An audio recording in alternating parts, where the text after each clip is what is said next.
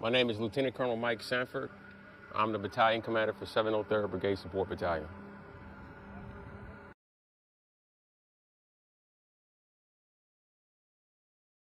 So today we're dropping some CDS bundles and some LCLA bundles here on Taylor's Creek Drop Zone. This is a capability that we've been working on with Spartan Brigade to enhance our capabilities across the brigade. We want to be able to do vertical resupply as well as maintain the G-locks. In October, we started doing this with aerial delivery capability with rotary wing, and now we graduated to fixed wing. So we're absolutely excited to get this capability across the brigade, and we're looking forward to this drop.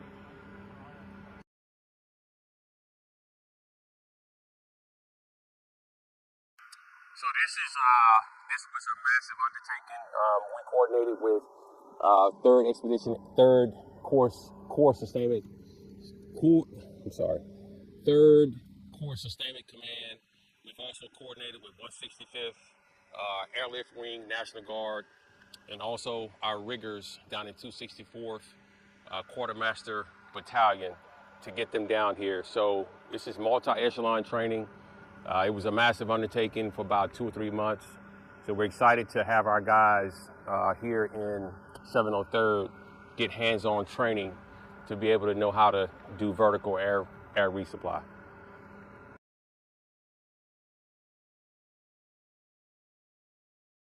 So within Spartan Brigade, primarily we have tanks and Bradleys. And if we need to get critical Class 9 parts, Class 8, Class 2, Class 5, for unscheduled or unplanned resupply, we have another capability, another option. My role here as the 703rd BSB commander is to provide options to my brigade commander and to get what they need so they can not culminate.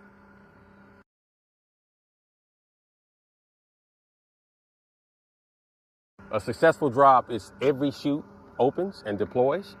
And our folks, our soldiers, they actually recover all of the supplies, and then we put them on the back of a flat rack, and we take those supplies based upon what our sync matrix has to the maneuver battalions. That's successful in my eyes.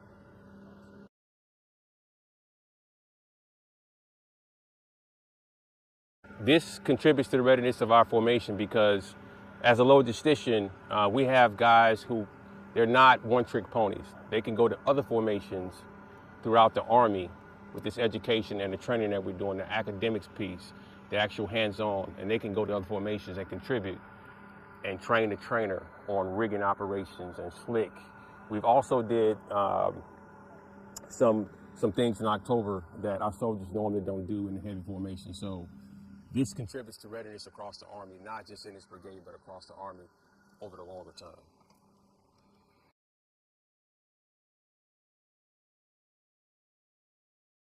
It's something that we need to be doing that we typically don't do in an Armored Brigade Combat Team. I think it's added value more than anything. The risk is if we don't do these things more often with multi-dimensional logistics operations, then we lose those skill sets that we should be doing in other formations. So when soldiers come here, I just want everybody to have different ways to resupply the maneuver battalion.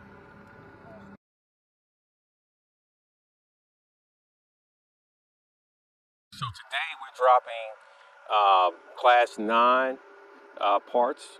We're actually dropping some A bags and B bags, which is directly correlated to our mission. We assume the Earth on March 1st. We're also dropping some simulated Class 3, some barrels, but it's actually water inside, but we're actually dropping those to simulate Class 3 in case in real combat scenario, we can have Class 3 on hand, deliver it where it needs to go to the point of need. And we're also dropping some Class 8.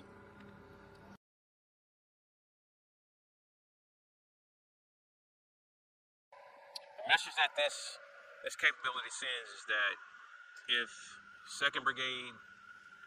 2nd Brigade Armored Combat Team 2nd Armored Brigade Combat Team deploys, then they will not culminate, because we have Spartans within our formation who can provide those options to the commander to ensure that the tanks and Bradleys who provide that blunt force trauma, they can get what they need at any time and anywhere.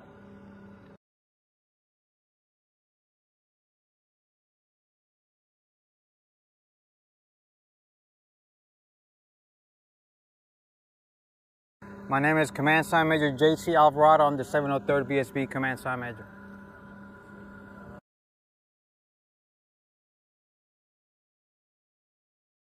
Hey, what we got going on today is a combined joint effort on a logistical aerial resupply mission where we are going to be dropping some classes of supply, and we're going to be recovering and redistribute them to the fight.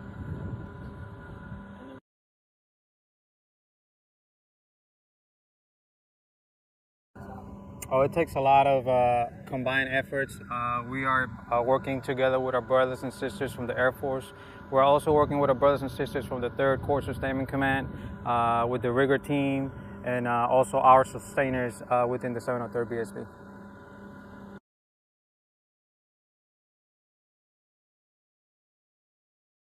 This is phenomenal, and it definitely builds up the confidence on the soldiers, and also provides the brigade commander with different courses of action when it comes to how we're going to sustain the fight.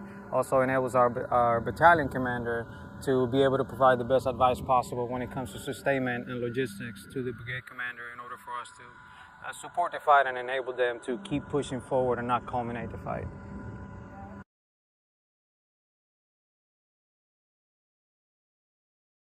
Oh, absolutely. What it does is, again, it doesn't allow us to slow down. It allows us to keep pushing forward, and it allows us to maintain the up-tempo of the fight without losing a beat.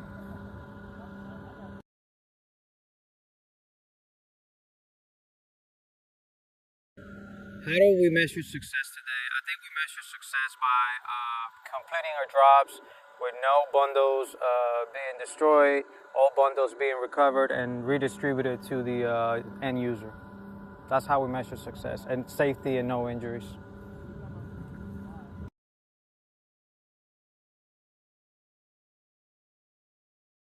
So I will tell you, this is our second go at it. The first go, as the battalion commander mentioned earlier, was with rotary wings. This is the first time during our time here in the battalion that we actually do fixed wings, and hopefully this is something that we can continue to build on, and whoever our successors are in the future, they continue to push forward, and hopefully the other brigades get to do the same thing and have the same opportunities to train this way.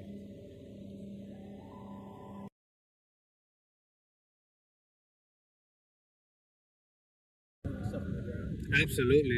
Like I said earlier, it provides the battalion commander with different courses of action to provide a logistical advice to the brigade commander. For an example, if we only do road supplies and we have congested MSRs, it might impede the ability for us to redistribute. So it just provides more options when it comes to supplying and providing support to the battalions.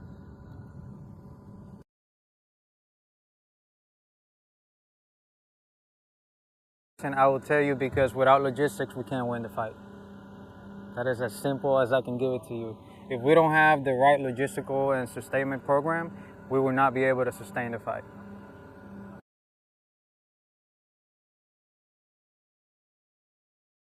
Because of the way we fight now, we are transitioning to the LISCO operations. So this is not just only supporting the BSB or the brigade, is actually supporting the division effort, because that's how we're going to fight from now on. It's large-scale operations. So it definitely provides the division with additional assets on how we fight.